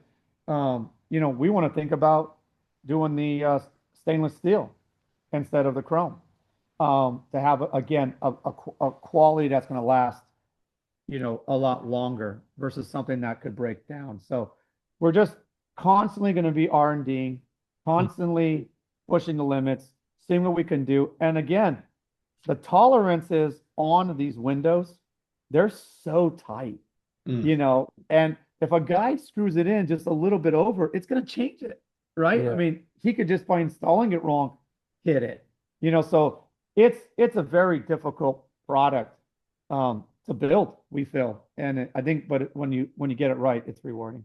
Yeah. And you'll continue to inspect what you expect. See, we we Yeah. we dawned on something good here. All right, let's touch a little bit on Volkswagen community, I guess, future of big picture, because this is a VW podcast. uh Air-cooled hobby, your opinion. Healthier today than it was 10 years ago, or where's it at? 10 years ago, far from me. 10 years ago, far from you. I could probably talk 10 years ago. Yeah. Well, I think in every industry there's ebb and flow in just the overall collectability, right? So as we know, it peaked about 4 years ago, really hard. So we had so many investors that weren't even into Volkswagens wanting a Volkswagen in their collection. You And see I that in the pricing, right? yeah, and Yeah. Pricing's done this the last and 2, 3 and years. now it's coming down, and now you're kind of getting back to just the hardcore Volkswagen guys, right? Right, right. But the one thing I would say is that we went to like the Portland Roadster Show here in our city here, big roadster show. It makes all brands, right? Your Chevys, your Fords, everybody's there, right? Hot rods and so Volkswagens, they're mixed in there, but every year they want us there, and they put us in the front. And there's a reason because there is always a story with Volkswagens. And the amount of people that we see at a Volkswagen show versus, let's say, a hot rod show, age difference. We see a lot of younger kids at Volkswagen shows versus the hot rod shows. And so I just think we're hopeful that there is a next generation that could enjoy an air-cooled motor running. I mean, it is unique, right? It is. It And is. I could speak to this because I wasn't a Volkswagen guy. And these guys are even further away from it than me. I mean, these are Hemi guys right here. Call them the Hemi brothers, right? They're into Dodge and all that. And they love that muscle. And we got some cool cars, We got a 1950 split bug and we're all geeked out about it, right? And Ooh. With and its tiny little 25 yeah. horsepower Yeah. motor. 25 horsepower Yeah. motor, right? So I think you could always just appreciate it. I think because of the amount of stories that the generations, you know, prior had. But how does that look in 10, 15 years? I can't say that. Well, it's up to us. Speaking on the stories, I started a podcast because, well, every Volkswagen has a story. Every owner usually has a slew of stories. My first Volkswagen, I'm 48 years old, was 17. I bought it fresh out of high school, 17 years old. I paid 2 grand for a 72 standard Beetle, corner of the Tyrone Square Mall parking lot. One owner. I bought it from a little old lady with 76,000 miles on it. It was my favorite car. I still think about that. They say the ones that get away. I still think about that car all the time. But the point was there's always stories, and again, there's a reason why this podcast even hits and is celebrated and downloaded in 75 countries, and it's because Volkswagens always kind of have a story. It's up to us though, as the enthusiasts, as the craftsmen, as the guys that are building kind of the cars for the next generations. It's up to us to create that excitement in these younger generations to think that these cars are cool. Be open to some of the trends. Be open to, right? I'm cool with, keeping things completely stock and the purists and all of that as well. But hell, man, I like the Volksrad too. What a badass car. Chop the top, put metal seats in it, do all whatever. The cool thing about this hobby as a whole is exactly that. There's so much personality in it that it's just Yeah. ridiculous. It's like every avenue you take, the car can be the exact same year, even the same color, but the personality of it can completely change because it's the little things. It's the gear shifter. It's the steering wheel. It's the way the dash is dressed up and set up. It's the color of the interior. It's the floor mats. It's the door cards. Are they wood? Are they metal? Are they vinyl? Like it's like there's so many cool options and features. But my point is, it's up to us to get these kids excited, and I'll take that responsibility and I'll hold that, that torch. You can pass it to me because I'm going to work hard on making sure that the next generation is excited about an air-cooled car. I'll make it as cool as possible. How do we do that? Put the kids inside them. Let them touch them. Let them drive. Yeah, you just saying that will spark a little story, with our cutaway. We call it, it was in Hot VW's a Ooh, cutaway car. okay. And when, that idea was stemmed from being at shows with our interiors, West Coast, and everyone being so respectful. They don't want to open the door, it closed. We're constantly opening it so they can see the interior. They would come up, carefully look at everything. Which is awesome. That's Which is what you great. want. Yeah, I mean, That is what you yeah, want. Yeah, it's, yeah, yeah. yeah. It's, looking at it going, guys, let's just make a cutaway. Let's just open up half the car and let's do it. And it's so controversial because a lot of guys think that it's actually a real oval. It's not. It's like 7 different cars that we got from our boneyard. It's a 62 center section. It's a 55 front end, a 56 rear back end. It's a 58 pan. Fenders are from all sorts of cars. The whole thing was literally boneyard. And we made it at a high-end restoration to show every business. So now we have the restoration with the bodywork and paint. We have the interior that's open. Everybody could walk up and see it. And then now we have the safari windows being able to, open up, and it's a piece. But above that, we let all the kids climb in there and take pictures inside this cutaway. And they just get so excited because they're told all day long, don't touch, don't touch. And Yes. then they come up to the car and we're like, get in there. They look at their parents every time, Right. like, are you sure? Yeah, and man. then the parents are so thankful. They're Yeah. like, they're like, thank you so much That's what for I allowing say. It's them. up to us. It's up Yeah. to us. Truly, So it truly. kind of resonates when you said that story, just thinking about that, Yeah. given that opportunity to let them jump in, touch the cars, go for it. Awesome, guys. Awesome. And I'm glad to hear that, you built something inspired by that very thought of letting the younger generations get inside and feel and see, and Yeah, man, that's how this whole thing continues. That's actually the only way that it continues. If we continue to keep it reserved and not make it cool, there's not as many of these cars on the road anymore. So, now they're already rare. So like my kids or even your guys' sons, 3 and 11, they're only going to see these cars at shows. Well, figuratively, your guys' kids are going to see them all in your shop. Yeah.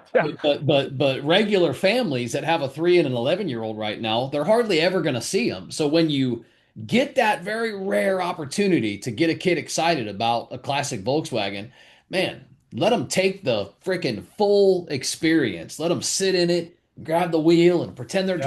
driving and all that stuff. And yeah, I think that's super important.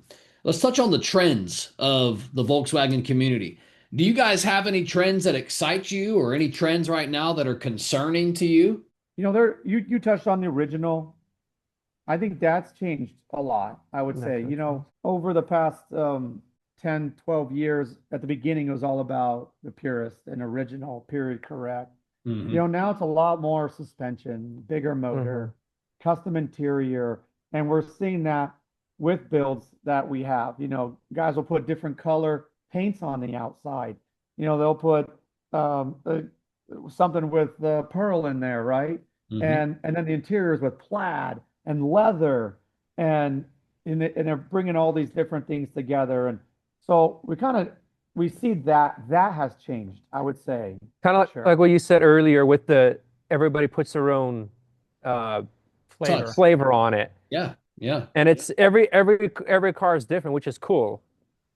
I mean, we have like this white bug we built for Scott. It's this crazy. I mean, it's what was it, a 54. 54? What color do 54 we? full. It's a It's a pearl white from Toyota. and it's crazy. It's white with all. I don't know if you've seen it, but it's got all this chrome and it's lowered. And at a show, it brings so much attention. But then you have your people like, I wouldn't build it, but it's cool. Yeah. But it's everybody's personal, you know. Yeah. Hot rodders are coming up to us at the Portland Roadster show, and they're like, okay, I don't like Volkswagen. I would never own a Volkswagen, but if I did, this is the Yeah. one I would own. Right. Right, right. So, yeah, we're seeing that change a little bit. But then again, we're talking about that, and right next to us is a 21 window, and it's lowered chrome rims, and he wants to take it back to stock. So, everybody's different. Everyone's, everybody has their flavor, but the trends, I think it's still going to be there for a long time. You look at the shows in California, I'm sure on the East Coast, the campouts, and the amount of people that are coming. This year at Woodburn was the biggest show we've probably had that since I've been there. How many You know, cars? I don't even know. In It was thousands. huge. And it was cool because Holy shit. we were able this year to talk with who puts on the show, and we got the Porsche guys now coming. We opened up a spot for the 356 and the 912s, and so now they're excited to keep building that row up. Sure. And it's so just the whole family between Porsche and Volkswagen, and we just see a lot of people enjoying that camp out, that lifestyle. And I think we see it in the US with the vans. What are those? The transit Sprinters. vans, the Sprinter vans.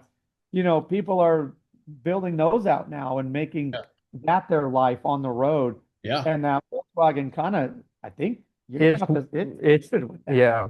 The Westfalia and the Camp. They're the original. Though I think those guys started that trend, and so I think some of those guys that do that could appreciate having a Volkswagen and having that old one and a new as well. So yeah, I don't think I could say anything's concerning.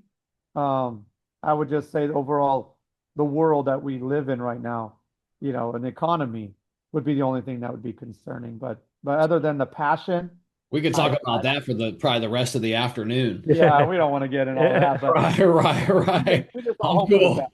I'm Just cool want with to kind make of it keeping that at bay, right? Let's stay positive, boys. That's all we have to do and take care of ourselves. You know what I mean? Yeah. And we can do what we can do. And our job is to build Volkswagens to the highest level we can. Mm. And what the clients are wanting us to build. And that's all we can do is stay in our lane, worry about what we can do and what we can build and how we can build it and just hope for the best. Yeah, right on, man. All right. I got some rapid fire questions for you guys. All right. These are questions that are going to demand a fast response. So when I ask it, each of you go, but each of you give me a quick response. All right. Don't think too much on it. Just hit me with the gut. All right. You're not going to say anything bad or wrong because there is no wrong answer. All right. Rapid fire. You guys ready? All right. All right. Don't matter who answers first, but favorite VW of all time. The 23 window. 15 window. Yeah, Okay. specifically 1958 15 window. Okay. Press bumper. Love them. Unlimited budget, dream build. VW or Volkswagen or Well, yeah. VW or This is a Volkswagen podcast, so let's go VW. Okay. All right. For me, it would be just a really nice 23 window with a big motor in it. Not really slammed, just tucked a little bit. And Maybe just some drop spindles. yeah, or air ride, but not slammed. That's probably, Okay. Okay. yeah, that's my, So partially inflated. yeah. I don't like the sitting on the ground thing, but personally, but I That's just like a good cruiser. my thing is as low as it can go. I mean, I want to take reflectors up off the street. To me, it's just I think it's my age. So I'm I was born in 77 and I kind of grew up in the 80s, and in the 80s the lowrider was everything, right? Even into the early 90s, the 80s into the 90s was the mini trucks, and everything was low back then, and the lowrider was real big. Then we get into the 90s and we started getting hydraulics and all the cars are dancing around and stuff. So I really grew up in lowrider culture. So everything that I look at, I always look at it and go, how's it going to look when I lower it? Take all that. how do we get a little more inches out of it? Yeah. Yeah. I'm gonna say mine's I always like the rare, the rarest. So, and I'm in the buses. I like my buses. So I'm gonna go to a 23 barn door, Ooh, and just go crazy build. I would, okay. that's what I would do, but 200K plus. yeah, that Yeah. would be mine. Okay. Yeah, I'd stick with my 15 window. Okay. Kind of the same style he has with the air ride, not all the way down, but just really clean. Functional. And big Yeah. motor. Big motor, huge, as big as we can get in there. Yeah. Some Cool. Some turbo. Turbos Yeah. definitely. All right. Relative to your craft, you guys are all kind of different and you're doing different ventures. So far, biggest restoration mistake relative to your craft. Letting customers give us paint. Yeah. Probably be Agree on or that. yeah. Yeah, we when you let the customer sometimes tell you what they want, sometimes it's not the best for actual. That's why they're coming to you. They For- don't for the know what they want. products. Yeah, for They the need the product. Yeah. Okay. How you want it built, but for what we use to Yeah. kind of the most expensive. Yeah, would be I have paint. to say I had two problems with paint jobs, and both times were with clients supplying the paint. And so I think I'm done. One was about 10, 12 years ago, and another one about 6 months ago.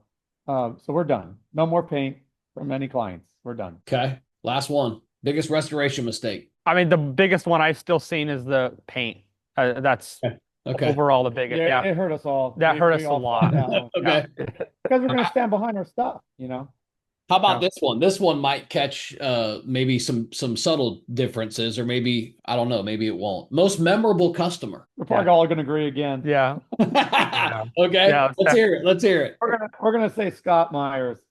Okay. I mean, because he's been with us since the beginning, and his build kind of put us on the map with the double cab that got into hot VWs, and he let us do our thing, and just overall, just being with him the whole time, even though he's building a square body right now, extended cab square body dually, and he's not bringing it to us for bodywork and paint. We're a little offended, but every relationship has to come to an end once in a while, and Yeah. hopefully he's listening to this one day.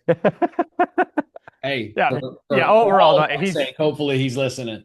Yeah. He is the best. Yeah. He's But we're Yeah. gonna say the funniest has got to be Mike Griffin. Yeah, That guy. yeah. Every time we were building his car, he'd come with the stories, and oh man, it was too much. But yeah, I'd say those two guys. Okay. All right. How about this one?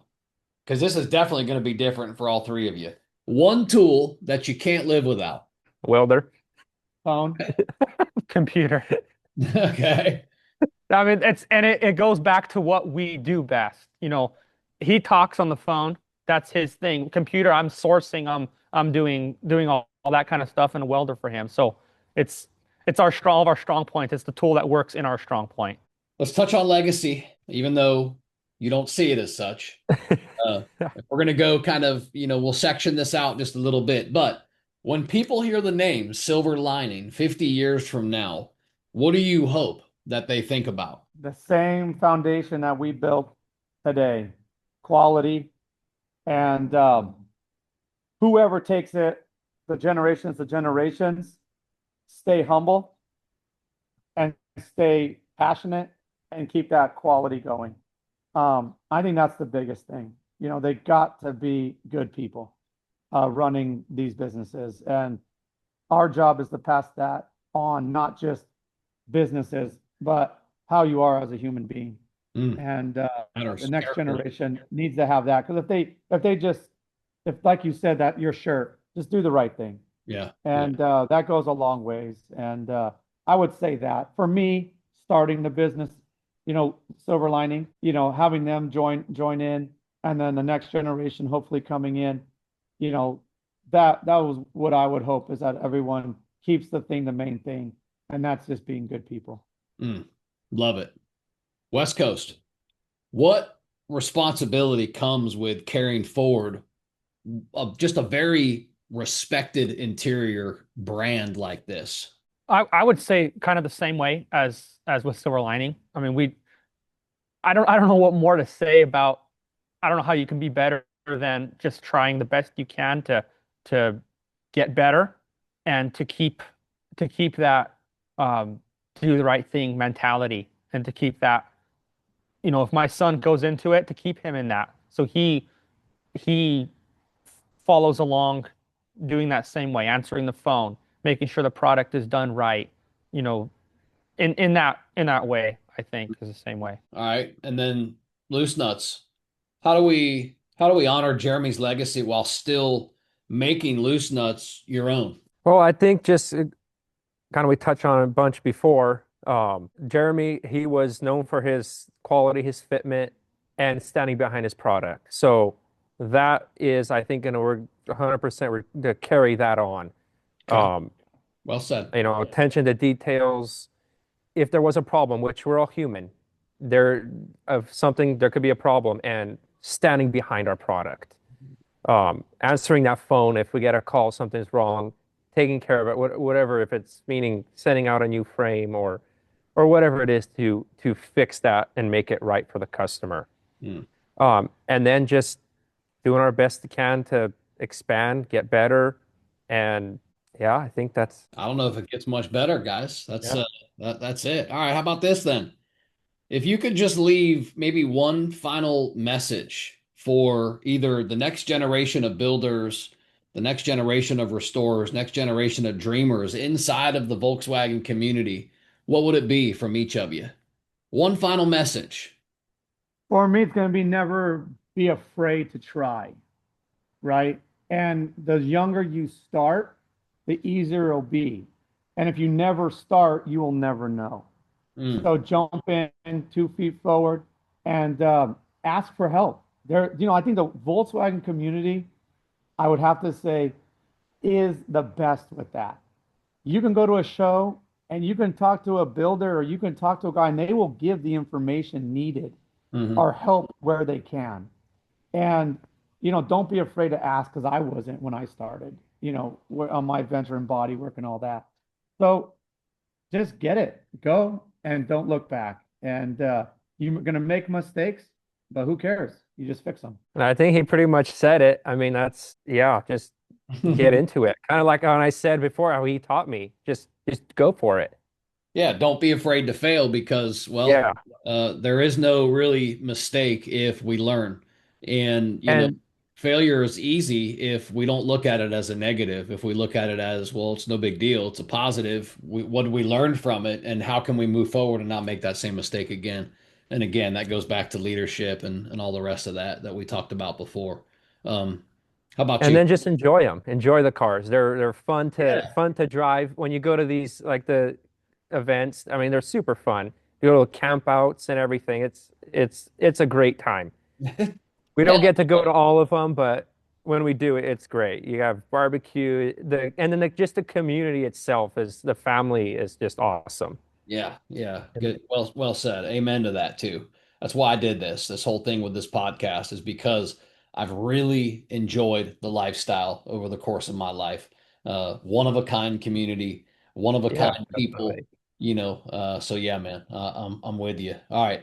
Last of the Mohicans. I heard something real interesting recently about, and it really stuck to me.